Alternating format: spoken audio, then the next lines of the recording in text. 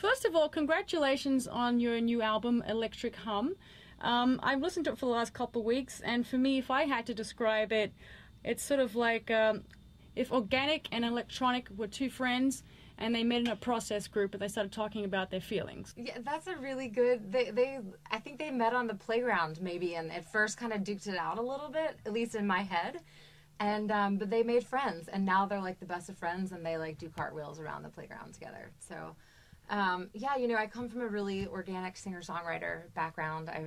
A lot of my past records have been very organic, traditional singer-songwriter oriented, and so this was a whole new sound for me. And the playground analogy is good for me, at least in my head, because it was like a whole new like jungle gym to play on, like all these new toys to play with in the studio, and while I was writing as well, because I wrote on keyboards and with drum loops, and I found it to be really inspiring because it was brand new for me.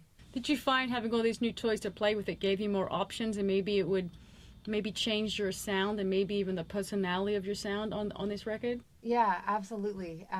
It took me down roads that I wouldn't have gone down, from very simple, subtle ways to the way a keyboard influences a melody. You know, when you're writing on piano, the melodies come out differently than when you're writing on guitar.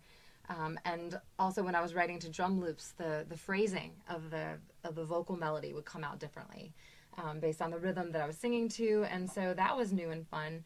And then, you know, when I was doing vocals for the record, we had the tracks pretty much produced already. They were done. Vocals are usually the last thing that you do, and singing to that sound was really inspiring, and it brought out a different color and approach in my voice.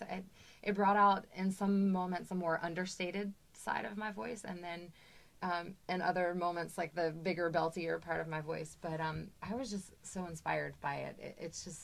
It was like having a whole new palette to work with. Like if you're a painter and you're stuck with primary colors, not stuck, because I love the colors that I'd been using, but let's say you just had primary and secondary colors like your whole life, and then suddenly you get this like palette with all these different shades of grays and blues and greens. So you've broken out into the Crayola box. Yes, I have like the box of like 100 Crayola crayons now.